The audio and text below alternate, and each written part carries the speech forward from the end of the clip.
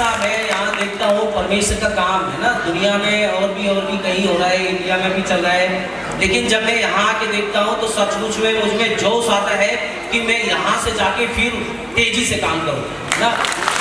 तो क्योंकि मैं जब सबसे पहली बार आया है ना यहाँ सन 2016 में, पता नहीं 17 में आया था, तो बहुत खराब कंडीशन थी और मैं जिस कंडीशन में आया था सिर्फ मैं जानता हूँ और प्रकाश सर जानते हैं और परमेश्वर जानता है ना, और कोई काम नहीं था। ऐसा नहीं है कि मैं वहाँ पे काम नहीं किया या क्या है, बहुत मेहनत किया, बहुत काम किया, लेकिन सही जानकारी नहीं होने से, सही जानकारी के नहीं होने से वो जो काम था वो बिगड़ते चले गया। ठीक है, इसलिए बहुत काम हुआ और सब खत्म हो गया। लेकिन फिर मैं सन 2017 में प्रकाश सर के आया ना, और कैसे आया ये गवाही मेरी है ना, सिस्टर ने बोला था कि गवाही के साथ वचन है ना, तो एक गवाही थी। मैं जब पहली बार आया तो मैं यहाँ का पोखरा का इनका घर कहाँ है मालूम नहीं था, फोन नंबर भी मालूम नहीं था, कुछ भी, सिर्फ मेरे अंदर परमेश्वर ने कहा कि तू नेपाल जा ना। तो मैं नहीं जानता था कि क्यों कहा नेपाल जा, क्या मतलब था, मैं परमेश्वर की योजना नहीं जानता हूँ। लेकिन मैंने रात को परमेश्वर से प्रार्थना किया और वो बहुत दिन से दिल में लगा रहा है जाओ जाओ जाओ। तो मैंने क्या करा, एक दिन बैठ के प्रार्थना किया और प्रार्थना करते समय जब दिल में परमेश्वर ने लगाया तो मैंने कहा नहीं नहीं, मैं ऐसे नहीं मानूंगा, मुझे कोई प्रूफ होना चाहिए सचमुच में कि परमेश्वर आपकी ओर से है। तो मैंने कागज लिया, पेन लिया और उसमें लिखा मैं नेपाल जहाँ जाना चाहता हूँ वहाँ जा पाऊंगा। तो एक लिखा यस, एक नो। तो जब पर्ची मैंने ऐसे करके डाली तो मेरी बीवी सोई हुई थी, मैंने उसको जगाया और उससे कहा एक पर्ची उठाओ। उसने उठाया और उसमें जब मैंने खोल के देखा तो उसमें कहा तुम जहाँ जाना चाहते हो वहाँ पहुँच जाओगे। तो मैंने सोचा है ये इस्तेमाल से हो सकता है, बाई चांस भी हो सकता है। मैंने कहा अभी दोबारा करेंगे। तो फिर मैंने उसको बंद करा और फिर दोबारा से पर्ची उठाया, वो उनको बंद करा, बंद करके है ना, और फिर दोबारा से अपने बच्चे को जगाया जो कि 1 साल का था, और मैं सिर्फ चाहता था कि वो उंगली से सिर्फ टच करे, और वो ऐसे सोया हुआ था। और मेरी बीवी कह रही है क्या कर रहे हैं आप रात में? मैंने कुछ नहीं, तुम चुपचाप रहो। तो ऐसे करके उसको जगा के बैठा के कोशिश कर रहा हूँ कि किसी पे हाथ रखे, तो उसने एक को हाथ रखा, मैंने वही उठाया और उसमें निकला कि तुम जा सकते हो जहाँ जाना चाहते हो। फिर मैंने कहा ये भी इस्तेमाल हो सकता है, एक बार फिर से ट्राई करता हूँ। फिर मैंने वो पर्ची फेंक दी, फिर मैंने दूसरी पर्ची में लिखा और फिर दोबारा से डाला, और फिर मैंने अपनी बड़ी बेटी थी उस पर वो पर्ची उठवाई है ना, तो उसको जगाया, उस पर उठवाया, तो वही पर्ची फिर निकली कि तुम वहाँ जा सकते हो है ना, मैं तुम्हारे साथ हूँ। तो सचमुच में ये मेरी गवाही थी। और मैं जब आया तो वहाँ से मैंने अपनी जेब में कुछ पैसे डाले, ज़्यादा तो नहीं थे, 4-5 हज़ार रुपये थे, और मैं वहाँ से डाल के और सीधा नेपाल के लिए निकल लिया। और नेपाल में आ गया, बॉर्डर पे आके ना बहुत हालत खराब थी क्योंकि बस से आया था रोडवेज से और धूल से सब। तो वहाँ पे बॉर्डर पे एक दिन रुका, रुकने के बाद क्या होता है कि वहाँ रुका और दूसरे दिन वहाँ से फिर नहा धो के सवेरे फिर निकल लिया। तो कहाँ जाना है मालूम नहीं था, एक नाम सुना था नारायणगढ़ और पोखरा, इसके अलावा कुछ नहीं जानता था नेपाल में। तो फिर मैंने कहा नारायणगढ़ जाना है, नारायणगढ़ पहुँच गया तो वहाँ एक टैक्सी वाला आता है, सर किधर जाना है? तो मैंने कहा मुझे कुछ मालूम नहीं है किधर जाना है, तो क्या बताऊँ उसको? तो दूसरा टैक्सी वाला आता है, सर किधर जाना है? तो मैं बोला ठीक है, अभी वो जल्दी जल्दी कर रहा, तो बैग उठाया और उसने गाड़ी में रख दिया, मैं भी बैठ गया चलो। तो जब मैं चल दिया और काफ़ी आगे जाने के बाद वो बोलता है कि सर कहाँ जाना है आपको? तो मैं एकदम चुप था। वो फिर से पूछता है कहाँ जाना है?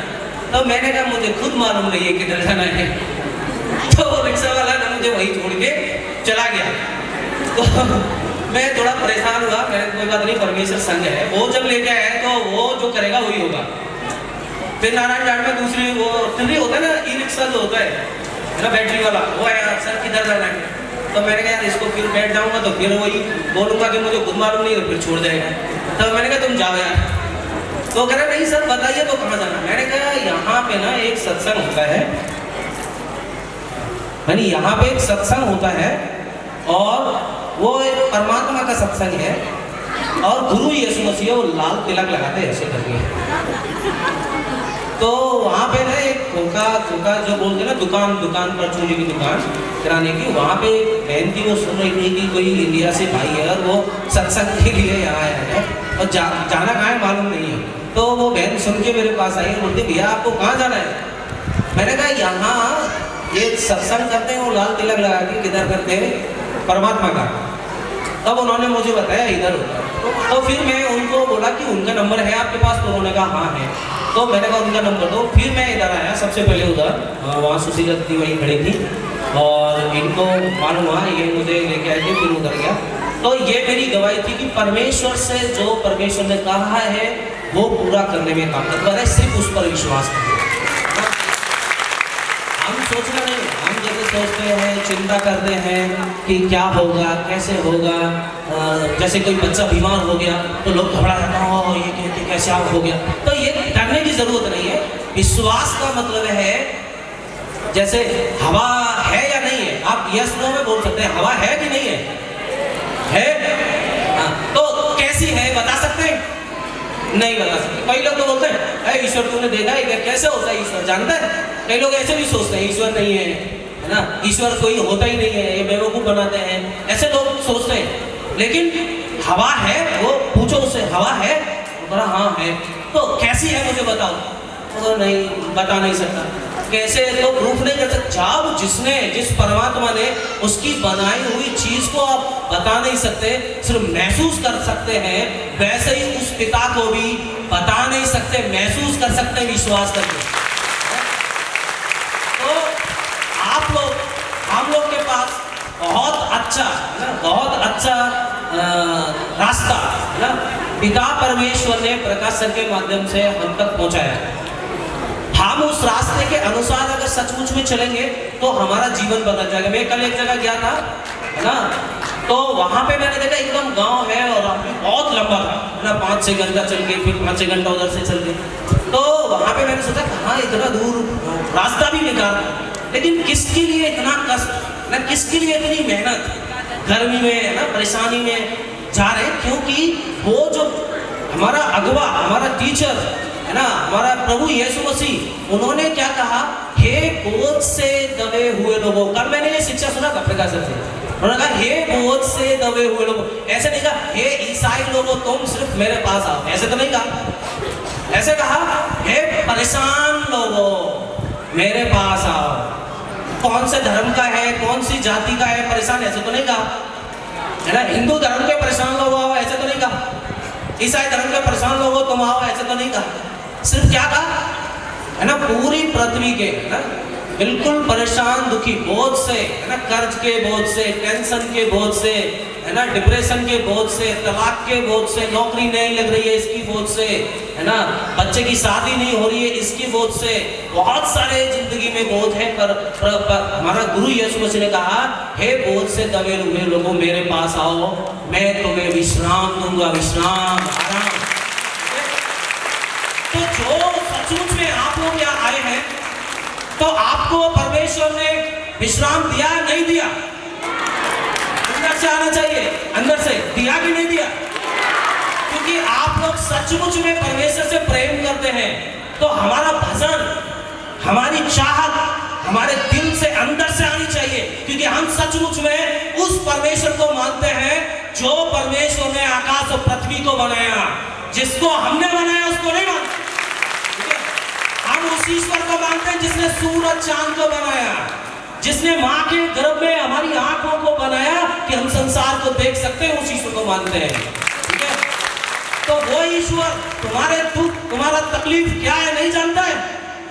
जब माँ के पेट में हड्डी बना सकता है, माँ के पेट में आंख बना सकता है, तो तुमको कोई TB, cancer, blood cancer, tumour क्या है उसके लिए? कुछ भी नहीं है, मक्खी मच्छर जैसे है। ठीक है, तो सिर्फ आपको उसको क्या करना है?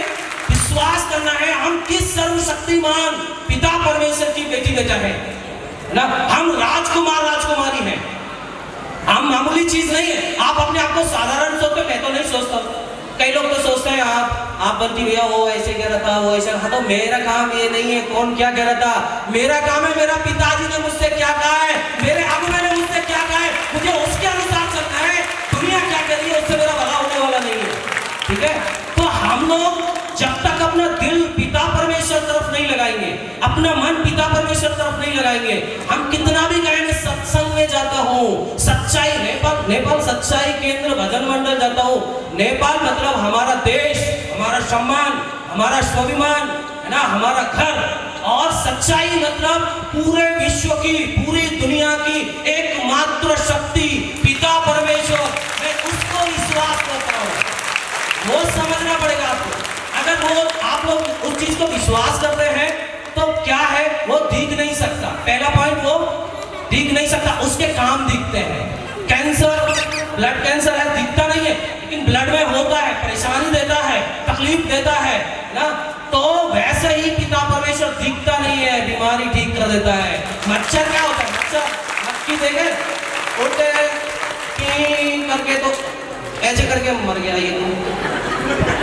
ऐसे वो शैतान है ना, बिल्कुल मच्छर के जैसा।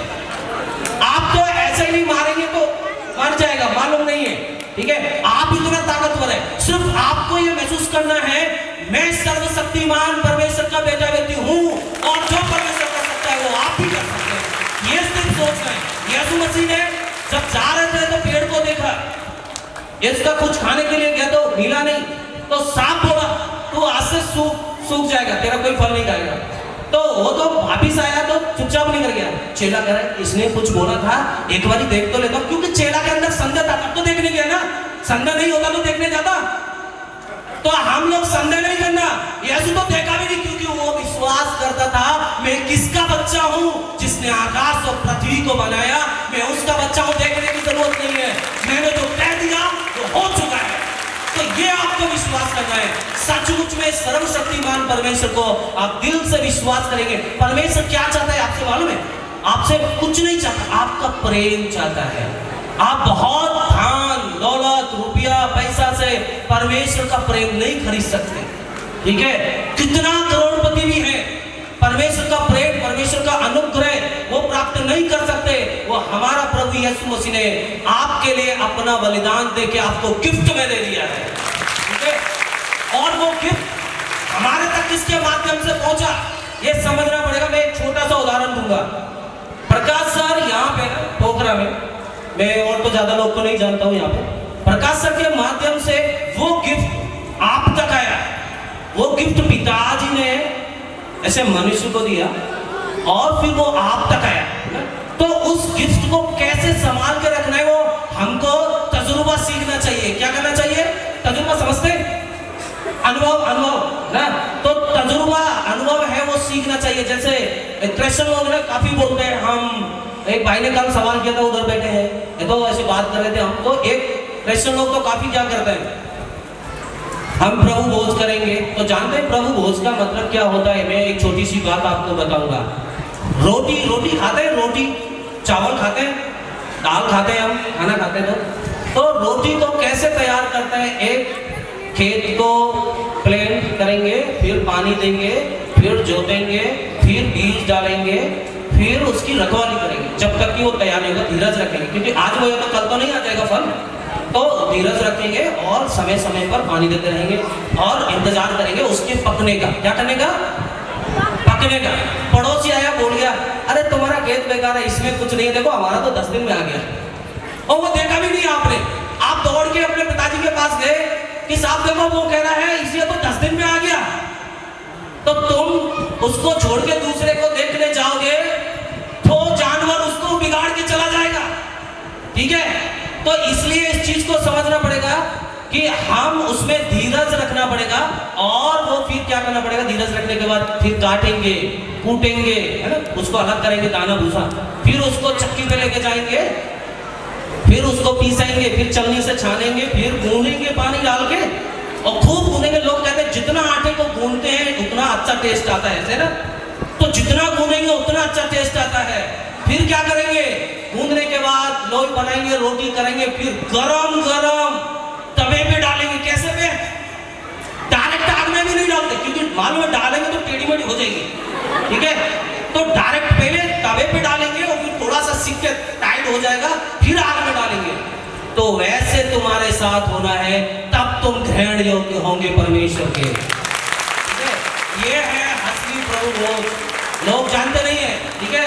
तो हमारा अगवा का प्रेम डांट में भी है, समझाने में भी है ना। और तुमसे भेद को समय पर देने पर, किस समय पे देना है किस समय पे नहीं देना है। हो सकता है तुमसे कोई चीज छुपाए भी, अभी अभी ना बताए, लेकिन आगे के लिए तुम्हारी कोई बड़ी योजना हो तो मुतावली करते हैं या हम मुतावली करते हैं, तो उस जो आने वाले समय में जो हमको फायदा मिलने वाला है उसको खो देते हैं। ठीक है, तो उस चीज को समझना है। तो उस रोटी जैसे तैयार होती है वैसे हमारा अगवा हमारी माँ है, जैसे उसको बोलते पिता परमेश्वर, आत्मिक पापा जी। कौन है वो? आत्मिक पापा जी। और वैसे ही अगवा कौन होता है? हमारी माँ। कौन है अगवा? हमारी माँ। सर्वशक्तिमान परमेश्वर एक ईश्वर है और निराकार ईश्वर है, हम उस पर विश्वास करते हैं। वो है नेपाल सच्चाई केंद्र भजन मंडल। ईश्वर आप सबको आशीष दे। ठीक है, मैं इतना बोलना चाहता हूँ।